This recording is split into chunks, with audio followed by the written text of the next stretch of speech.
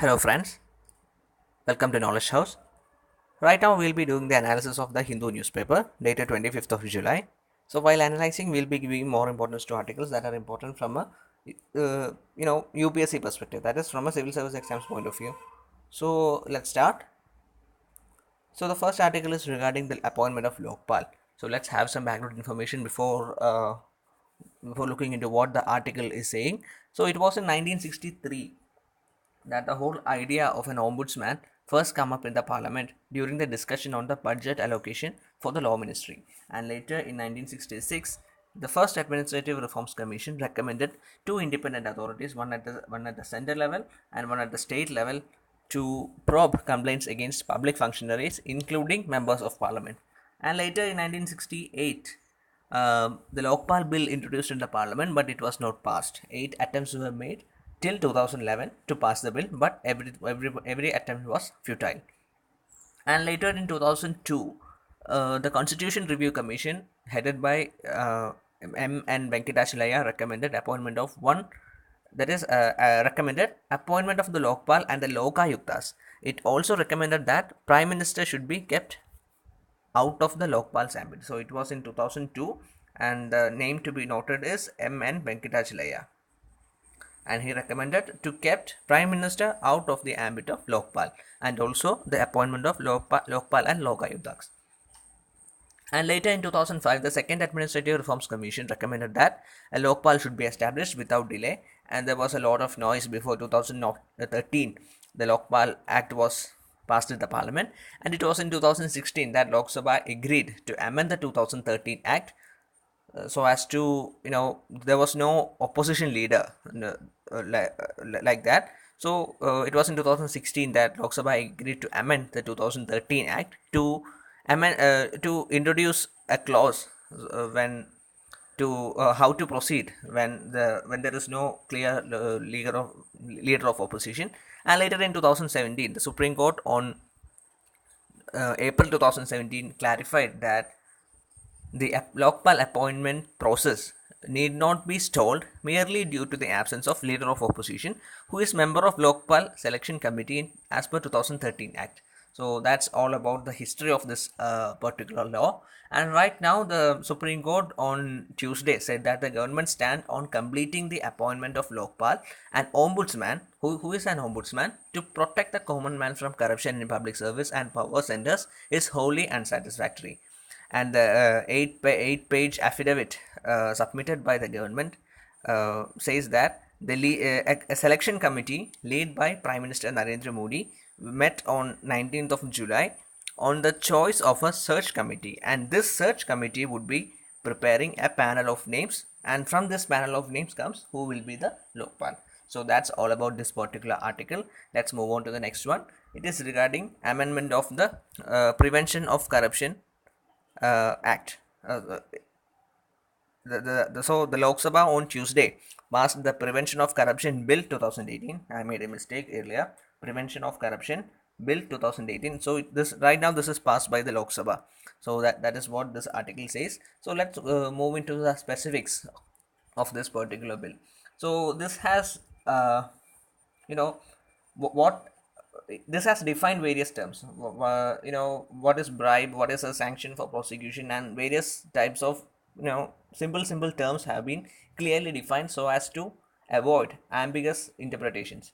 So according to this bill, giving a bribe is now an offense. So giving a bribe is also an offense, which is punishable by a 7-year prison term, except when one is forced to give a bribe, but it should be reported within 7 days. And bribe is termed as an undue advantage, or defined as a gratification other than the legal remuneration. That's what the provision about bribery is all about in this particular article. And before this amendment, there was no particular provision that defines or defines the word bribery, or what exactly or how to proceed with if someone comes with a bribery complaint. So no specific provision except as an abetment was involved in the previous legislation to that dealt with the corruption related complaints. And the important clause to be noted is regarding the pre-investigation approval. So right now, that is according to the latest bill, police officer cannot begin probe without prior approval of the relevant government authority or government, except when caught red-handed. So this is to be noticed. So in the previous law, no such provision was there in the act, but a rule similar to it was struck down by the Supreme Court. And moving on to the sanction for the prosecution part, according to the new law, sanction needed for prosecuting former officials for offences while done in office. So I'll repeat once again, sanction is needed for prosecuting former officials for offences done while in office. So center may notify the guidelines for the particular sanction and decision on request for sanction within 3 months, except which may be extended by a month. So that is all about this particular provision in the current bill. And before this, that is according to the Prevention of the Corruption Act, which was passed long back, sanction was required under the PCA for serving officers only. And moving on to the criminal misconduct part, according to the current law, that is current bill, only two forms of criminal misconduct are defined, that is misappropriation of property entrusted to a public servant and intentionally enriching oneself illicitly. So according to the previous law, there were five kinds of criminal misconduct. Omitted ones are taking bribe habitually, getting anything free or at concession, obtaining pecuniary advantage for oneself or for another without public interest. And these were the terms that were in the previous Prevention of Corruption Act. And regarding the forfeiture of property, that is forfeiture of property, according to the new law, section is introduced for the special court under this act to attach and confiscate that particular property. So according to the previous law, this was not done under the Prevention of Corruption Act, but there was a 1944 ordinance through civil courts. So that is all about this particular article. Let's move on to the next one regarding the Shabarimala issue. So ban on entry of women in Shabarimala is absolutely patriarchal. That's what the Supreme Court has said. So this is like a signal that something the Supreme Court may put the verdict that women should be allowed to enter Shabarimala. From the various statements made by the Supreme Court, it is just a signal. I cannot give any guarantee regarding that. So anyway, the Travancore Devaswam Board, which is against the opening up of Shabarimala temple to women aged between 10 and 50, responded that every religion was based on male chauvinism. Prohibition is not because of male chauvinism, it is linked to the penance and character of the deity. And women accept prohibition and it is not imposed on them. That's what senior advocate who is appearing for the Travancore Prohibition Board, that is Abhishek Manu Singhvi, he is also a leading politician. And that's what this particular individual has submitted to the Supreme Court. So he says that prohibition is not because of male chauvinism, it is linked to the penance and character of the deity, and women are accepting this prohibition and this is not imposed upon them. That's what the statement is. So the next article is regarding China and Bhutan. There is a significant development regarding the bilateral relationship between the two countries. That is, after the Doklam standoff, there has been, for the first time, a development. That is, a senior Chinese official has invited the Bhutan counterpart to discuss the boundary dispute. Anyway, this is to be noted very well. How the relationship is going to develop will have significant implications for India's bilateral relationship with Bhutan. So that's all about this particular article. Let's move on to the next one. It is regarding RBI's powers. So this is a very contentious issue because right now, a politician has mentioned in the parliament that Reserve Bank has wide-ranging powers and comprehensive powers to address various situations in the bank. That's what government said on Tuesday against the backdrop of RBI Governor Urjit Patel seeking more powers to deal with the problem of bad loans and public sector banks. So the powers of the RBI are wide-ranging. The RBI Governor Urjit Patel, in his presentation before the Parliament Standing Committee on Finance, had last month pitched for more power, saying that central bank had inadequate control over state-owned banks. So right now, the main justification for this politician to make such a statement is that listing out RBI's powers to deal with the bank, Minister of State for Finance Shiv Pratap Shukla said that the central bank can invest, that is inspect the lenders, examine on oath any officer, direct the special audit, and give directions to the bank. But RBI, from a general point of view, RBI, various experts has said that RBI does not have power to suspend or take any action against the management board, or he or she cannot that is the RBI governor cannot take action against any particular member or particular against the board, and RBI cannot even supersede the decisions of the board, and RBI cannot direct to liquidate or take any action regarding their assets and all that. So these are the statements that are made usually by the experts when it comes to banking. So and this Shiv Pratap Shukla has also mentioned that the whole time directors of nationalized bank are appointed in consultation with the RBI. That's what he has said in Rajya Sabha in a written reply. So even though appointment is overseen by the RBI, the appointment cannot be cancelled, or once an appointment is made, there RBI cannot take action against RBI cannot take any action against that particular officer, even if he says even if he does something under the professional incapacity. So that's what this article is all about, and RBI at various times has expressed their concern regarding this. That's what this article says. So let's move on to the next one. It is regarding panel to review the third party motor cover cost. So IRDI has constituted a 16-member panel to look into this. So a 16-member committee to examine the motor third party insurance pricing aspects and make recommendations for the premium rates for 2019-20 financial year. So that's all about this particular article. Anyway, let's wait and see how this cost is going to be. So that's all about this particular article. Let's move on to the next one. It is regarding the paint industry, and as per this article,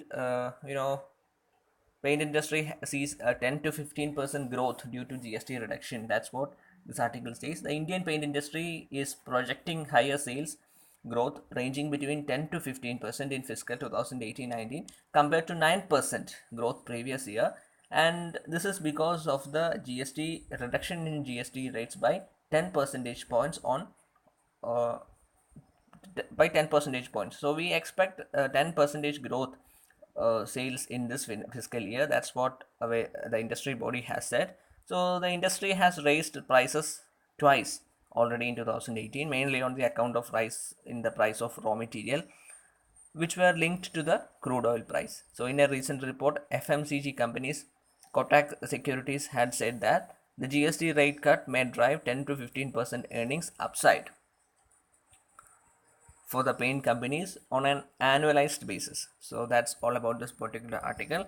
Let's move on to the next one. It is regarding the copper shortage. So the this is a really important issue, because we used to read a lot of articles about copper shortage and excess copper and all that. So this article is titled "Copper Shortage Puts Small Medium Units in a Bind." That's what this article says. So an acute shortage of copper has not only thrown the cost of calculations haywire, but also impacted the delivery schedules. So that's what this article says. The imported copper has also pushed up the cost up to 10%. So these are the factors that affect the small and medium industries that use copper as a raw material. So let's move on to the next one. It is regarding TRI. So there was a regulation recently by TRI for saying that all kinds of marketing calls should take the consent of the user prior to making any such calls. That is, the permission of the subscriber is required for making any such calls.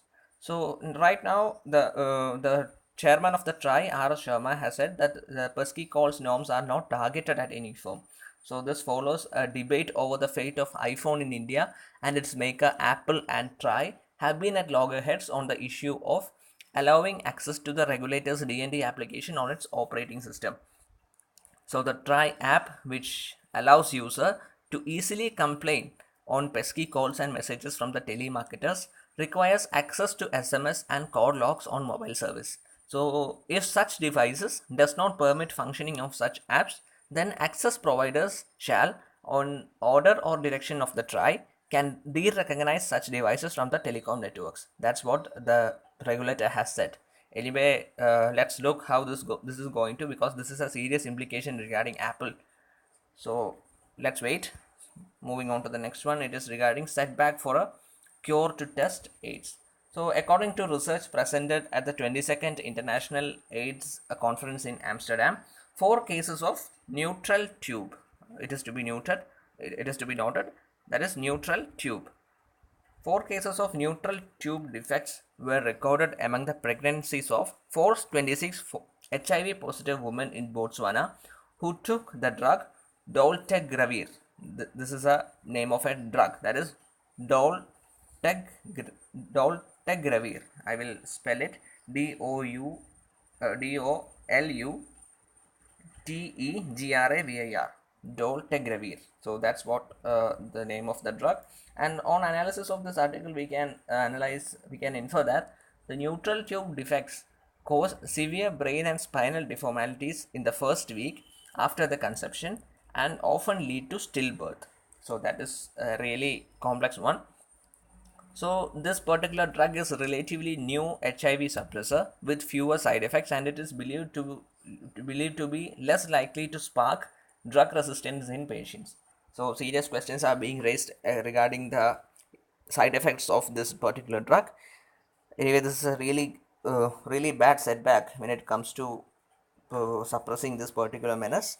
So, I will, and I have mentioned once in a recent article regarding the AIDS that a particular TED talk that I mentioned about, and according to that TED talk, the speaker says that there is a gigantic variation, that is genetic variation between the HIV variants that were recovered from the East Asia part and the West Asia part.